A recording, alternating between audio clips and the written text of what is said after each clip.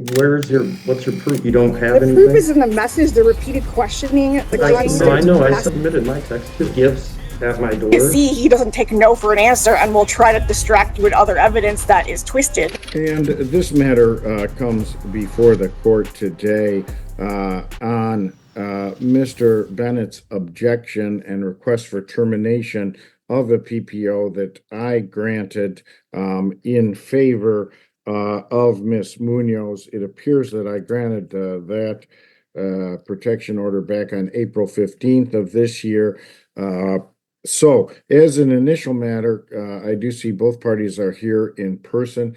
And Ms. Munoz, this is your PPO, so you do bear the burden of proof. And what I am going to do is I will swear you in and take your testimony. I do have to give Mr. Bennett the opportunity to ask any questions by way of cross-examination he may wish of you, and then I can make my ruling on whether or not the PPO will remain in place. So, Ms. Munoz, if you would please unmute and raise your right hand. Do you solemnly swear or affirm that your testimony today will be the truth and nothing but the truth? Yes. All right. Ms. Munoz, I do have your PPO in front of me here, and I believe it was me that signed this. Yeah, I did grant it, and it is what we call a PH order based on a fear of. And I do have your statement in front of me here. Without just reading the statement to me, why don't you state the basis that I granted the order for at this time? There is repeated behavior that is unpredictable and changes by day, by week, by hour. That puts my life in danger and has created a hostile environment for my education and my employment.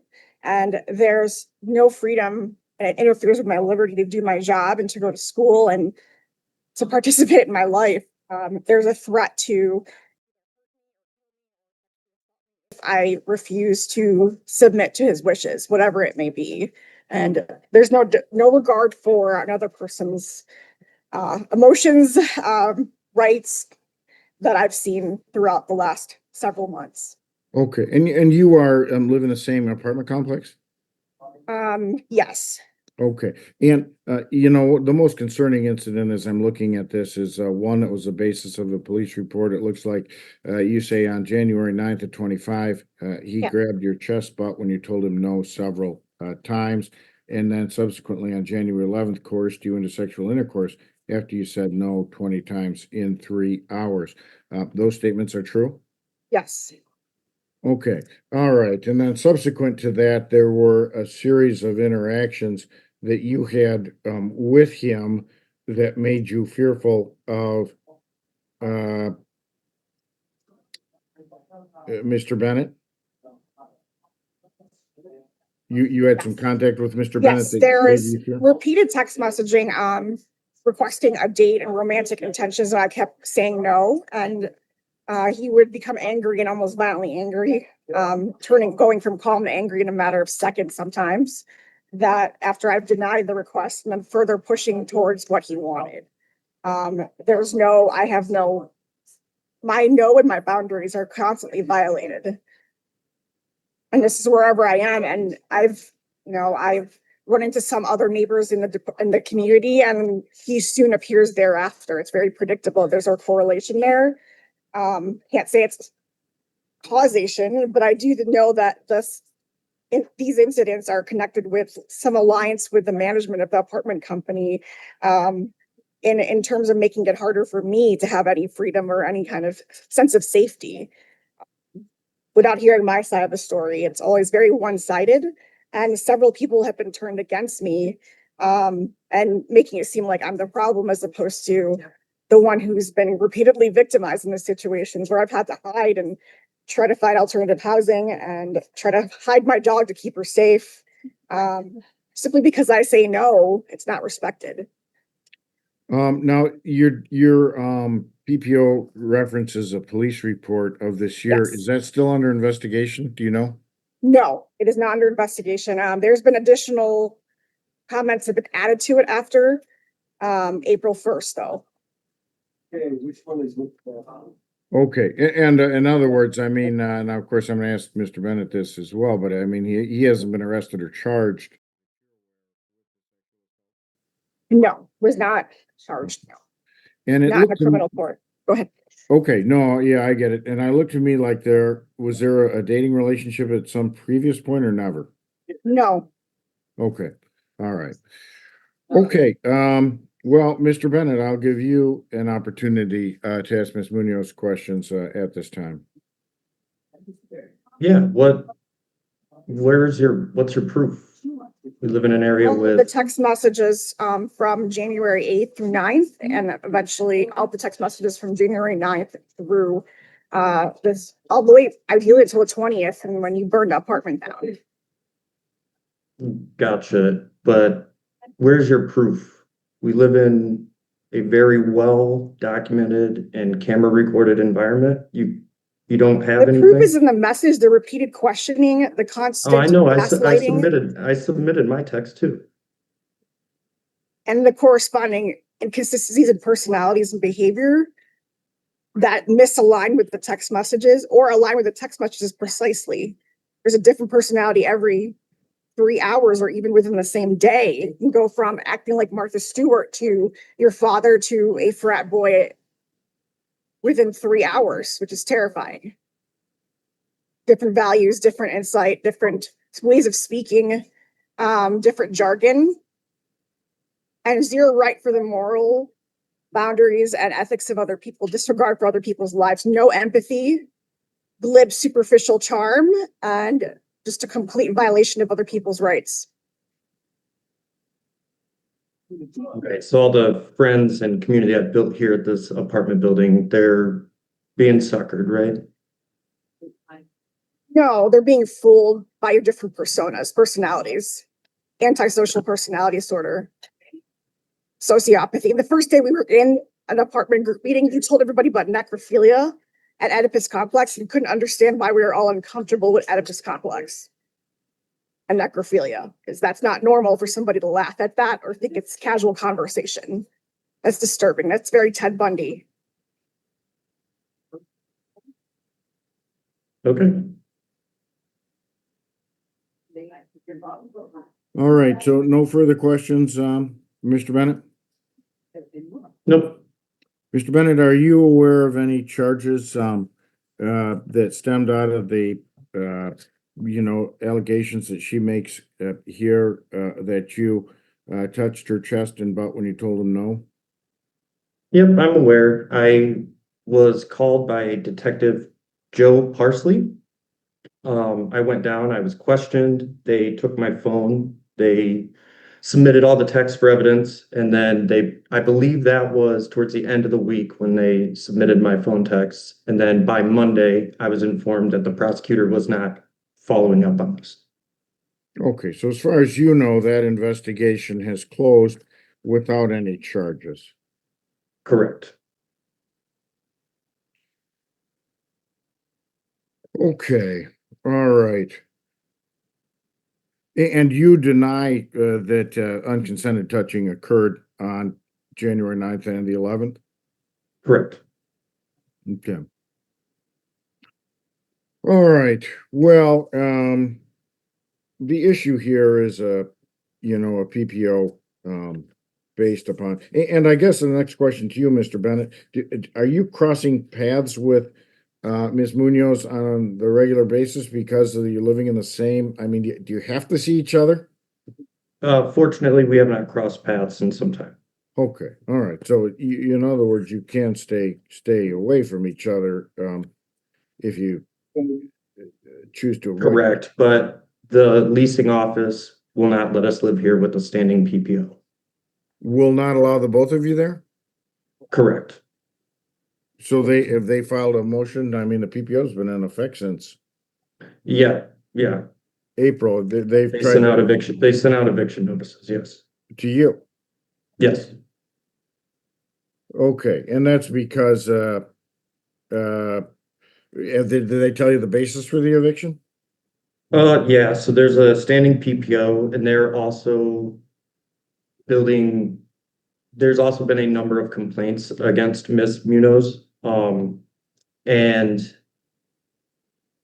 they are handling it with their legal team, but basically how it was put to me is their legal team wasn't picking sides, so we both got the same eviction letter. Is that correct, Ms. Munoz? You've also gotten an eviction notice in the matter? I did, but because against the Violence Against Women Act, the judge says I am free to break my lease without financial penalty. That's what the lawyer, their lawyer, said I can break it without financial penalty, but I also have an ESA, an emotional support animal, so that would be Yeah, that another would, consideration there, right. but I mean, in effect, the apartment notice was kind of neutral. They said, well, there's a PPO in place and we're gonna boot you both out. Correct. I don't know what other people have received because I can't be told Sure. that by a No, I manager. understand. Yeah. Okay, all right. Well, I have heard the testimony of the parties today, and of course, the burden of proof for a PPO is much lower. In a criminal case, in order for that criminal case, for example, for the sexual assault to move forward, there would have to be either substantial evidence or to convict at trial, evidence beyond a reasonable doubt that the assault occurred. For a civil case, however, it is just a standard of more evidence than not that the uh, contact occurred. And I've heard from both parties, but at this time, I'm going to find by a preponderance of evidence that there is enough for it to remain in place. But that's just like I say, a preponderance is just a little bit more, than not evidence there. And it also has to be, from the perspective of a reasonable person, which Your Honor. yeah, go ahead, Mr. Bennett. So the text I submitted clearly showing that she's the harassing party. Don't mean anything like I'm gonna lose my home based on a few words she said when she was angry. I did, you actually didn't look through the text. They look like they all predated the issuance of the PPO. Correct.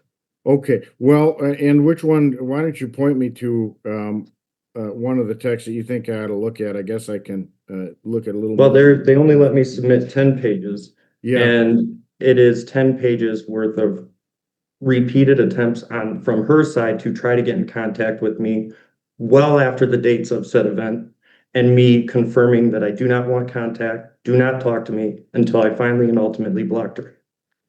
okay. Now, at the end of this, I did note that there was it looked like, and I have to be honest here, I didn't read all 10 pages of just because my time's constrained, and it's in very small print, which is harder for me to read. However, I did note that there was one at the end here where she sent a message that said, I never want to see your face again. Please stay far away from me. And those I love. That looks like she broke contact. As at least in March, but you're saying between then and March, there was this back and forth that doesn't indicate someone who's in fear of assault. Is that? She also would leave gifts at my door, and I know it was her because she signed them, as well as a love letter note also signed. And there was a tub of ice cream I've since thrown out with a sticky note, also from her, confirmed by leasing office footage after she lied when I said, please do not leave things at my door anymore. She lied about leaving the ice cream, and I confirmed with the leasing office that it was in fact her. And I submitted a formal complaint to the leasing office. Your Honor, I object. That's a lie. That was before. And some of those objects were left by other apartment staff. And the leasing office specifically is in alliance with some of those men in the building. I mean, he's denying that any of the things that have happened on January 9th or 11th didn't happen, but you can prove it. You can look at it through the text messages that he, in fact, did coerce me into sexual contact. On the 9th, he repeatedly grabbed me after I told him no. And he's even, there's other apartment men that have told, as I've written into the explanation that, like, Well, I can't Mr. take word from anyone else because that would be hearsay here. Where in these messages does he indicate that there's the unwanted touching occurred? Well, that happened in person. He didn't submit anything, Your Honor. No, he changes Okay. his story. I've ran into him at least 3 times since this PPO, and third parties have basically coordinated his appearance shortly after I run into them, April until May. I've moved into another apartment because of my fear of safety. You moved to another apartment in the same complex? Yes, within the last week. I don't live there anymore because we're not safe. My dog and I are not safe. The events of January 9th had you so scared to pull out a PPO, but you're texting me well through Your March. coercion. Okay, well, The stress you know, response is spawning. what I haven't done at this point is I admittedly haven't read through the entirety of these text messages. I do have a minute here. I'm going to sign off for just a second, go through the text messages. I'll let you both wait. And then I will come back and let me read the text messages. And if I have any questions, I will come back at you. So just let me mute myself for a second here and read these. All right, then, Ms. Munoz, I did have a chance to review the text messages that Mr. Bennett attached. Did you have a copy of those as well? Yes, and I can show those as well as all the other behaviors that he's participated in outside of that are on camera, that are on video. Okay, what are those other behaviors that you're talking about? It's showing that he's turning the management and the community against me. He specifically told certain neighbors that lies about me to say that I'm the problem. As you can see, he doesn't take no for an answer and will try to distract you with other evidence that is twisted and manipulated to get his way. He doesn't want to hear no regards to anything that he wants. So he will force his way into violating boundaries and pushing people to say yes when they mean no. He was befriending Mr. Bullweg, who I went on a date with, and he's destroyed that relationship effectively, along with a superficial smile, because that's not an appropriate emotion for the situation, which shows you the lack of empathy and disregard for other people's emotions and lack of compassion. And there's this constant flip in personality that is impulsive and deceitful. And my background is psychiatry. I can see it within every 3 hours to 3 days. There's a different personality. It goes consistent with the drug and alcohol use, that which he's at risk because he's burned our apartment down once, and he's at risk again if he was drinking at that event and could burn our apartment down another time. And just a reckless disregard for the rights of others, because what he wants is what he's gonna force his way into getting what he wants, whether it's sex with another person or forcing someone to believe something they don't want to believe. I see, but I mean, I guess my thinking is, though, is, after looking at these messages, my concern isn't with anyone else. It's that he can't coerce or force you to do things that you don't want to do. Because after all, personal protective orders are personal. I mean, it only impacts his contact directly with you. And I mean, it sounds like, I mean, and after I read through these text messages that say it started like what I'm going to describe as a friendly relationship and then deteriorated, that you've learned your lesson. You're not going to have anything to do with him going forward. Right. Yeah. And right now there's still third parties posting social media messages that isn't checked off in the PPO regarding Mr. Bennett that are turning other people away from me. So there's a third party. He's using third parties to post social media in a way that would make me feel terrified. I can't study there. That to court? Yeah, I mean, well, yeah. Where are you going with this? I can't take it as hearsay evidence. I guess I need to know what he's posting that makes you fearful or feel harassed. These are neighbors that are posting regarding his relationship with Mr. Bullweg and other neighbors. This is things that other people have posted within that friend group that I had left. We were part of the same group chat. I left the group, left all of them, and now they're posting things about him and me and other people there that which just shows you I guess that's how he's violating if I can just pause you, but is he posting things like, I'm going to get back together with her whether she wants to or not, or is it stuff that's just more it was regarding his intrusion into my relationship with Mr. Bullweg, and they're arguing whether or not Mr. Bullweg and Mr. Bennett are friends. Yeah, and I really can't find that as a basis for a PPO. But he's repeatedly showed up in the elevator when I run into the group, so I've avoided the group so I don't run into him in the elevator outside with his dog. I have to basically survey the environment to make sure that he's not around and avoid all possible exits and entrances that he could enter. These are not his community members. This is his narcissistic supply. I mean, he just takes advantage of people. Yeah, I get it here. Well, and I mean, doubling down on my concern here is, it's never my intention. I don't have any problem with issuing a protective order to, keep people apart from each other. I think that's a good thing. They're called peace bonds, when they originally were invented, the idea being to keep people from taking matters into their own hands and becoming violent, and fighting, as opposed to, just getting an order in court and saying, hey, we're going to keep our distance for X period of time. My particular issue with this one is it is based on a fear of sexual assault. And though I, don't place any doubt that there was contact between the two of you, it's also very clear to me that there are two different stories here. That, I'm in Mr. Boeg's mind, it was a consensual meeting, and in your mind, you were coerced or, unconsenting participated in it. That's of course, in any case involving two individuals who are the only two to be witnesses to those such things. That is, however, in this case, I do have the, back and forth in these text messages that indicates that at least during that time, there was a friendly or, somewhat flirtatious conversation going on between the two of you, and that, the evidence shows that, that went south. At the end, the relationship deteriorated and ended very clearly with Ms. Munoz saying no more contact. So what I am going to do at this time, and it is somewhat unique because the order does, in this case, it anticipates not only not that you should have contact with each other, because I don't think you should, but this one says no sexual assault. Well, I don't think, because I think, Ms. Munoz, you have, as you've identified on the record today, identified, to Mr. Bennett, that he is not a person that you want to pursue, a romantic or a physical relationship with any further. And it appears that he says the same.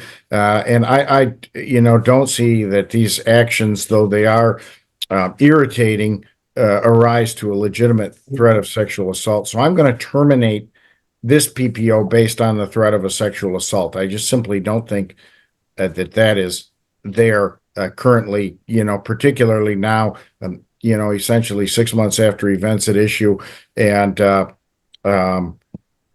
going forward. I do think it's in your both interest to watch out for each other. I hope that by pulling the protective order out, perhaps it gives you both a chance to stay in the apartments. It sounds like you both have separate beefs with the apartments, but maybe you can stay.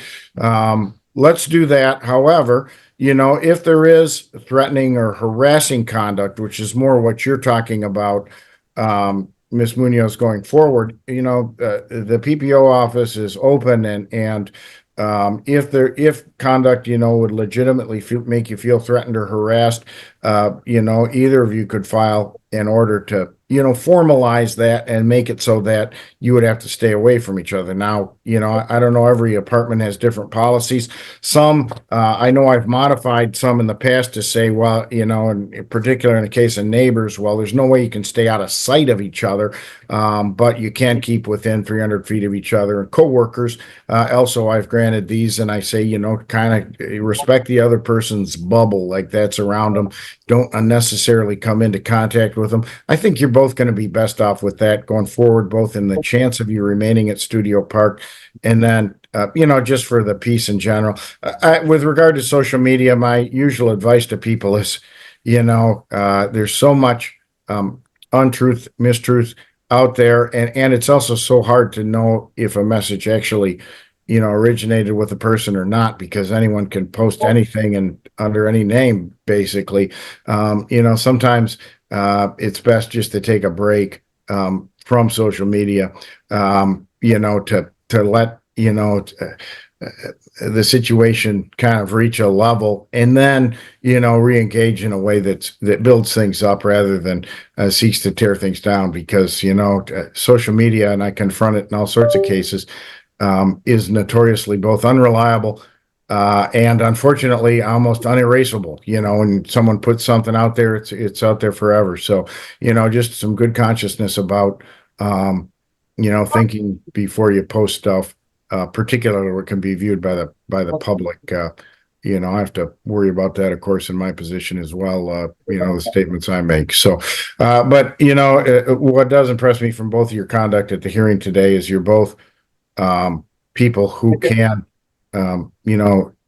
state and resolve your things civilly. I don't think this is a situation where the two of you are going to get into a fist fight in the hallway or something like that. But if that situation does, present itself as threatening down the road, we can just formalize it with another PPO. But I appreciate you both coming in and testifying civilly today, and appreciate, again, the evidence presented. And like I say, let's go forward with no PPO. I'll enter an order terminating it at this time. We'll see how that shakes out. And like I say, the PPO office is open if either of you feel that there is a need for one down the road. So Thank you, Your Honor. thank you. Do we leave now or? Yeah, we're concluded. Oh, okay. Have a good weekend.